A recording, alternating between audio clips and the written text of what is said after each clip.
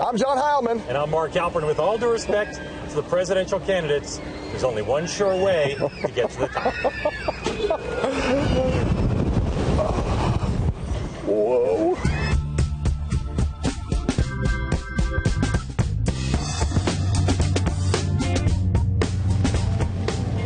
Welcome to the Iowa State Fair here in Des Moines, Iowa, where John and I have been in the state since Thursday talking to candidates, strategists, and voters here at the fair, but also around the state. We've learned a lot. There's no substitute for on-the-ground reporting, talking to candidates, voters, and strategists. So, John, let's run through some of what we've learned, starting with Scott Walker, one of the three candidates who are here today at the fair. I'm still thinking about that slingshot, and my head's still spun around. Look, Scott Walker, who woke up this morning to reports from Politico's playbook saying that everyone in Iowa is bored with him and that he's falling, and he got up here on the soapbox, had protesters, had hecklers, had all kinds of things happening to him.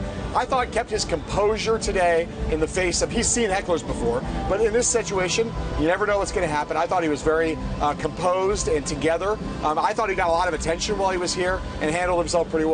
You know, he's dealing with Trump like every other Republican. He said this morning on Fox that he thought Trump's plan on the immigration was like his. We talked to him about that. He backed off that a little bit. But he also, at one point today, when talking to reporters, talked about the anger at Washington and saying he's appreciated it more over the last 2 months. So I think he's evolving his message. It was the striking thing about his talk from the soapbox was that he got up and immediately said, I understand that people are mad about the establishment. I don't even want to talk about the Democrats. I want to talk about the Republican congressional leadership. And he attacked Boehner, attacked McConnell. Yep. That was very strongly populist, trying to attune to this new moment. Solid day for Walker here. Nothing splashy, no news. He doesn't like to make news. All right, let's talk about the other big Republican at this fair, Donald Trump.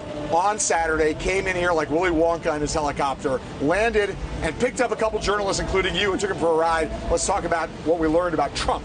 I learned that people here are not just into his celebrity. They're into the fact that they yelled at him during his 45-minute walk that I stayed behind him for the whole thing. They say to him, save the country. Thank you for running. You're the only one who can stop Hillary. One of the rival Republican campaigns sent a couple of operatives to watch Trump at the fair. They heard what I heard, and they said the same thing to me when I talked to them yesterday, which is, don't underestimate Trump's appeal.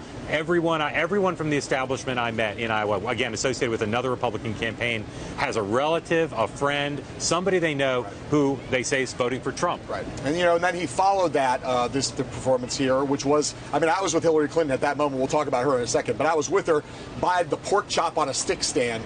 And when the helicopter came over, everyone in the Hillary Clinton press gaggle looked up and went, Trump. It was like a moment from Apocalypse Now. The other thing is, and I saw this on the helicopter when I was with him, and also when he was with the crowd, he's in a great mood. Yeah. We were at the pork producers happiest tent, warrior just you can be. Happy and really enjoying it. And when candidates are happy, they do better. I know you'll agree with me, though. More significant than his trip here was the release of this immigration plan, putting out a piece of policy. He is now playing the game by the establishment's rules to some extent, and he's calling the tune. This Walker thing, all the Republicans now going to have to respond to Trump's immigration plan, and it's a real plan. You might think it's bad, but it's a real plan. All right, let's talk about the Democrats a little bit. Hillary Clinton was here also at the fair on Saturday, and she got questions during a press availability about Iowa stuff, but also about the persistent nagging, in-going-away issue of her emails. I've said in the past that, I used a single account for convenience. Obviously, these years later, it doesn't look so convenient. It is never raised in my town halls. It is never raised in my other meetings with people. I am repeating the facts, and the facts are I did not send nor did I receive material marked classified. So she says never raised in her town halls, but I'll tell you one thing I've learned on the ground here in Iowa since Thursday. Real people bring it up, including Democrats who support her now, but are worried about the emails, not just about it exploding and being controversy, but they all say, like, why is she being so evasive? Right. It's funny. You made a point, I believe, earlier today that people may not say it to her, even if they say it, even if they're saying it in other places. Yeah. And, Tom Harkin told me today that he doesn't hear it either. And again, I feel the same way about him. It's out there. It's clearly weighing on her trust and credibility numbers. There's no doubt about that. The unfortunate thing for her, I think, about that is that it overshadowed, to some extent, that very good speech she gave on Friday night at the Wingding dinner. I think where that speech that she gave Except in that speech, she joked about the email, yes, which I think is going to go down in history as a big mistake. I don't actually disagree with you about that, but if you think about the rest of that speech, and I think we agree on this, the combination of middle-class populism and attacks on Republicans, that was a better speech that she gave than any speech I heard her give in all of 2007 in this state. Totally agree. All right, so let's now go to the other Democrat who was here right after Hillary Clinton left the fair. Bernie Sanders swooped in down this street with a phalanx of supporters chanting his name, spoke on the soapbox. We're going to see a little bit of our conversation with him later, but what did you learn about Bernie? He was very solid here. He's confident. He's starting to talk, I think, in a slightly defensive way about how big his crowds are. He's starting to use the word "I" more than he used to. I think he's feeling like he might have hit a little bit of his ceiling. That's my sense. They're still drawing big crowds. He drew big crowds here, but I think he in order to actually beat her in Iowa, New Hampshire's a different story. I think he needs a second act. He needs some sort of boost. The Clinton people are watching closely. So far, they don't see an organizational effort here to rival their own. Well, and that's the key thing. They're organizing this state like crazy. Again, Harkin today mentioned to me he thought that their organization now is as good or better than Obama's was in 2008. Wow. But he must do that. That 19 points in that most recent poll, that's a gap he can close. People forget Hillary Clinton was ahead of Barack Obama by 10 or 11 points in Iowa as late as October or November. But he's going to have to do it on the ground, and it's not there yet. One of the things I'm interested in is whether he can bring in new people. The Trump people say they're going to bring in thousands of new people. That's their plan. Is Sanders going to bring in people who haven't caucused previously? Are there people disaffected, far left people, others, Nader types, who will come out and caucus for him? That's something we got to see if it happens or not. All right, coming up, we are going to talk. We're going to show that interview we did with Bernie Sanders after he spoke in the soapbox. But first, we're going to show you our day with Scott Walker right after this.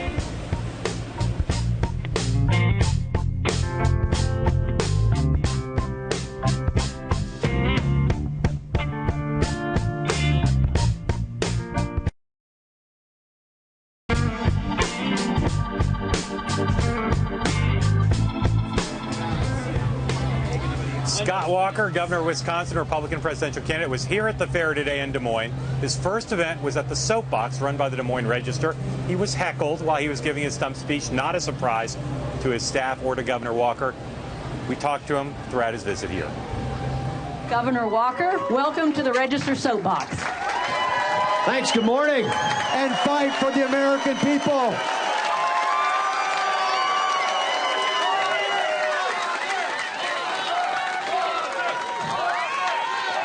I am not intimidated by you, sir, or anyone else out there. I will fight for the American people over and over and over and over again. You want someone who's tested? I'm right here. You can see it. Hey, Governor, how are you? So you're kind of America's reigning champion of being heckled. I'm just wondering how you felt about that, what you think happened, how you felt about it. That's nothing compared to 100,000. We've literally had events interrupted time and time again over the last few years, and this is nothing compared to that. I think when people are looking for a fighter, people can say what they want, but this is a test to show when the chips are down. I've showed time and time again that I can take on the big battles, and if I'm elected president, it's exactly what I'll do. If you're elected president, will this kind of stuff keep happening, or do you think over time you'll sort of culmination? Same thing happened in Wisconsin. I think the same thing happened there, that it calmed down. You saw it big with 100,000. You barely see any. Instead, they get orchestrated to come to places like this. But in the end, I think we can bring the country together. But I think what people want more than ever is they want someone who's willing to take on the machine in Washington, even when it includes your own party. I've done that. I took on not just the unions. I took on not just the protesters, not just the Democrats. I took on the establishment, my own party, to get things done. You weren't fazed at all? No, I'm used to this. It's old school to me. 4 years ago when Paul Ryan came here after he was announced, I forewarned Paul a little bit about what to expect, having gone through that. Last question, are corporations people too? I think you saw the real people out there, and they're standing right out there. We're glad they're here in Iowa. So there's this whole meme now that's developed, Scott Walker's not exciting enough. What do you think of that? No, hopefully we took care of that today. You didn't generate the excitement, though. You just were the recipient. See, the kicker is if you show that your actions speak louder than words, I mean, that's in the end. People say they want some dynamic. What we'll get is dynamic action, and you saw that there. When you push dynamic reforms, you get excitement. It may not come in your words, but more importantly in your deeds. How would you characterize your personal style as a leader? Well, I just get it done. I think it's very Midwestern in the sense that we don't mess around. We just do what we say we're going to do. Governor, with all due respect, you've been asked this a couple times. If you could address it clearly, children who were born here to parents who are here illegally, should they be deported? Well, I've talked about how going forward, I believe we should change the rules, the law. But I think in terms of deporting, the best thing we can do is enforce the law. If we enforce the law and require employers across America to uphold the law, which means an effective E-Verify system, I think that that ultimately puts us in a good place. You're still not addressing it, though. You may say you don't want to address it, but should children who are here, born and are currently citizens, the current law would be they can stay. Well, I've said in terms of what we should do is enforce the law. If we enforce the law, we're not going to have that problem going forward. A lot of people in the media here and elsewhere want to talk about several steps down the way, but until we secure the border and start enforcing the laws, we can't talk about it. It's not just the media. The Iowa frontrunner has proposed it. Well, I think from our standpoint, the bottom line is American people won't support, they don't trust politicians in Washington to talk about things they'll do several steps down the line until they actually can secure the border and enforce the laws of this country. When we do that, we can talk about what the next steps after that. I'll let Donald Trump and the others talk about their specifics. We've laid out plans there. We're going to lay out more tomorrow about how we plan on repealing Obamacare, which I still think is one of the #1 issues in the campaign. What about people who say you're not a Southern candidate, and when it goes to the SEC primary, you won't be able to compete there? I think I can. When people, I think they want the same thing. I think people are tired of Washington. I'm about as anti-Washington as you can get. Are you beholden at all to the people who give you money? Some of the other candidates are saying that. No, I mean, I had over 300,000 people give me money in the recall election, and something like 70% of them are people who gave me $75 or less. So I'm beholden to the hardworking taxpayers. This issue of your principled view about no exceptions for rape or incest victims for abortion. I think the bottom line is I'm a pro-life governor, been a pro-life lawmaker, pro-life my whole life. And the people in Wisconsin, the swing state, elected me 3 times in 4 years because I know the things I honed in on were things like defunding Planned Parenthood and legislation that was fairly focused in nature. So you don't think the opposition to those exceptions for rape and incest, you don't think that's political liability? No, I think in the end, again, that's the reason why I won is because people know what I focus in on, what I do, what my record's been, and they've elected me 3 times in one of those key battleground states that don't elect president. Are you ever going to eat anything? I said the worst part is Congressman Young actually had a pork chop on the stick. He was eating while I was there. I'm like, oh, come on. But that's where we're headed, is go get a pork chop. The pork producer. Are you going to cook? Or are you going to be on the grill? How do you grill at home? I do pretty good. I'm usually a rib guy. I met my wife at Saz. Pork ribs? What kind of ribs? Pork ribs for sure. You want them nice and tender so they come off the bone. I slap plenty of Saz's barbecue sauce on. And it's been a lot of fun. You daydream while you grill or listen to music? What do you do? No, I sit out there. Usually if we're in the back, we've got a lake out there, so it's fun to watch people on the lake nearby. It's a pretty good life if you want to give all that up. Yeah, right. I said we live in a nice house, but yeah, the White House doesn't have a lake like that. Did you have one? So I should have worn shorts like you today. You have one since you've been here? No, I had one with Mr. Trump, to tell you the truth. Oh, sorry about that. He had 2 boxes of them. So that's it. Now I know how all the good press is. You just got to feed you guys, right? 2 boxes. You know, you ever heard the expression "bring enough for everyone"? Yeah. Can we talk about the division of labor of household chores in the Walker household? Who does what? She does almost everything, and I occasionally grill. That's about. I grill, I eat, maybe I clean up occasionally. Although I remind him that he still has to take the garbage out. Like, what if it's 10 at night and the garbage needs to go out? What do you do? If it's 10 at night and the garbage needs to go out, what do you do? I take it out. Even if it's late in the back, oftentimes you'll say, this stuff stinks, you need to take it out.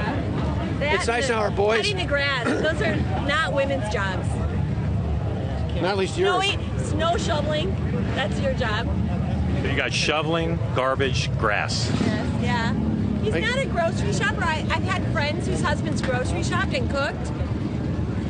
He used to say that, I said, if anything happens to me, what are the boys going to eat? And he said, frozen pizza. And we'd eat them all the time. We'd be fine with that. I want to clarify something because the Democrats are making a big deal about something you said earlier today about whether your plan, you said Mr. Trump's plan is similar to your plan on immigration on Fox. So when you said his plan was similar to yours, what did you mean? Well, I just mean that we talked about months ago when I was on with Chris Wallace on Fox News Sunday. I said we should secure the border, enforce the law. I said then I didn't believe in amnesty. I talked about I had changed from statements I made over the year at that time, and that we should ultimately go forward with a legal immigration system that puts priority on American working families. Is there anything you know about his plan that makes it different than your principles? Oh, I mean, I'm sure there's details in there. I haven't gone through all the details on that, but I think those are the same sorts of principles we're talking about. Obviously, they're going to be different components in everybody's plan. And last quick question. Who's the front runner in Iowa now? again, we've said all along that this is going to be a long-term race. So the most important time to be ahead in Iowa is on the day of the caucus. So is Trump the front runner because he's ahead? Well, that's what a poll or two says. We'll see in the end. The most important poll is on caucus day. Governor, how about a summary of your day at the fair? It's been fun. I mean, I got a beer and a pork chop. Nothing gets better than that. And I think we showed people that if they're looking for someone who's up to the fight, the soapbox, we showed it pretty well. You'd never been to this fair before, right? No, as a kid, we went to our county fair, but we never made it there. It wasn't until later when I was older in Wisconsin we went to the state fair. So how was this experience compared to what the staff briefed you on? It's actually, other than the soapbox, it's almost identical to the Wisconsin State Fair. So a lot of similarities, a lot of fun. People are looking to have a good time. People are basically decent in states like this. If you're the nominee, will you come back next year? Absolutely. To me, it's the caucuses are important, but so is the November election. I think Iowa, as I've said, Iowa and the Midwest are key to winning. Des Moines Register might lead with that tomorrow. Walker promises to come to 2016 fair. It'd be fun. It'd be a great time. I bet you we get a good crowd. Yeah, sure. Thanks, Governor. Good to see you. Thanks to Governor Walker and the Walker campaign for letting us hang out with him at the fair. And up next, we talk to Vermont Senator Bernie Sanders after this word from our sponsors.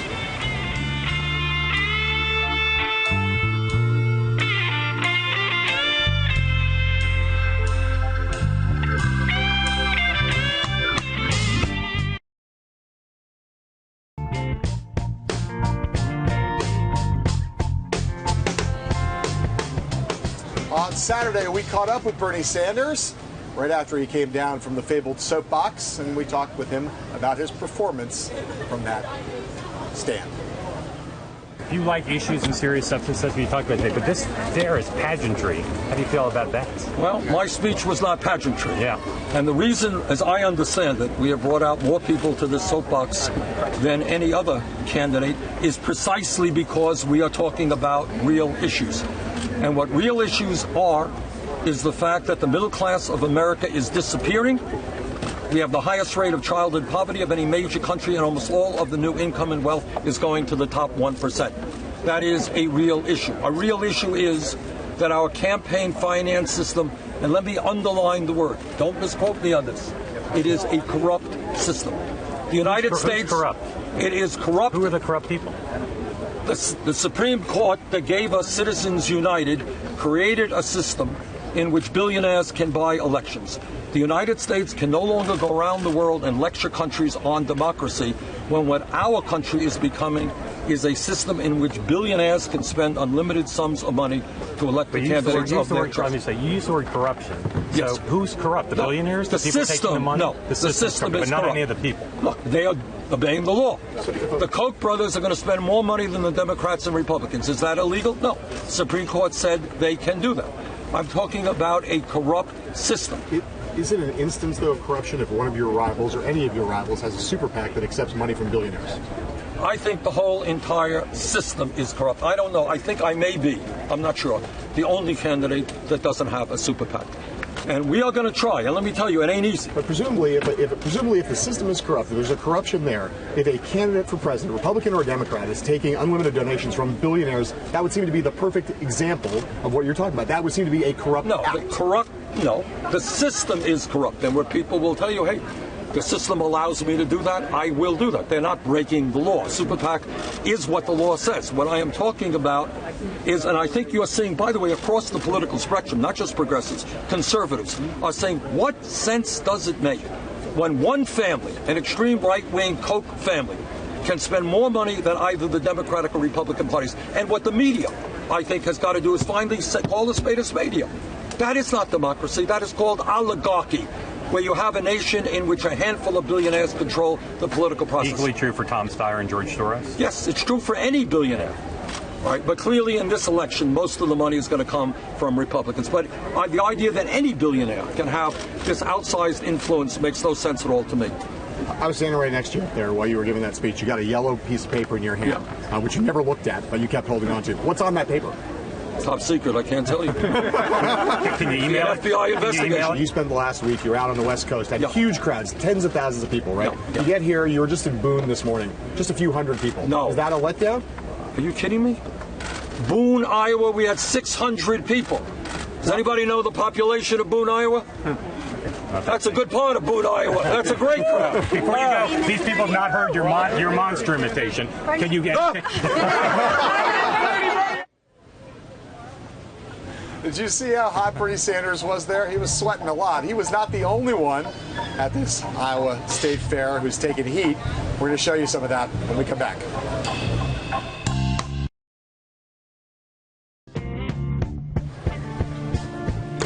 The State Fair has been really hot, so hot over this weekend. How hot was it? Griffin Hammond sweated it out to track the candidates as they made their way in the blazing sun. Oh look, a presidential candidate in picturesque Iowa. Everything is beautiful at the Iowa State Fair. Even you, 1,100-pound pig. It's a great backdrop for a photo op or a grand entrance. But then the hot sun comes out, the greasy food, the crush of people, and you wonder, can this really be an ideal place for voters to meet presidential candidates? Can you even find Hillary Clinton in this shot? How are you, sir? Good to see you. As she traveled through the agriculture building, I clocked Clinton at 0.12 miles per hour. That is literally slower than a sloth. And this crowd isn't always Iowa nice. You are going to wind up in jail pretty quick if you pull that again. Step back. In total, Hillary Clinton walked for 62 minutes and covered 1/4 of a mile. Temperatures got up into the 90s over the weekend.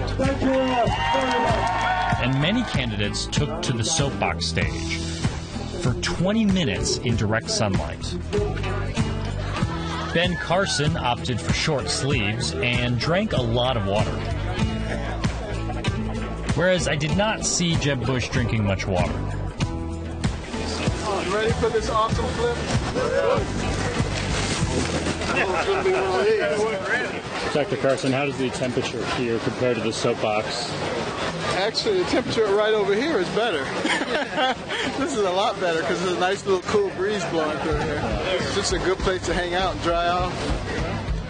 But back in the sun, Carson is asked to pose for a few photos. I'm going to vote for you. Can I get your picture? That'll work up a sweat. So I have an idea. Instead of walking all over the fairgrounds, candidates could take the glider. Or better yet, we could put them in a cold room and let people line up to see them. It works for the butter cow.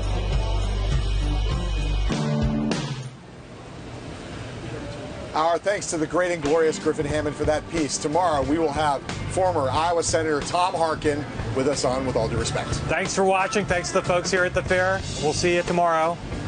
From Iowa, sayonara.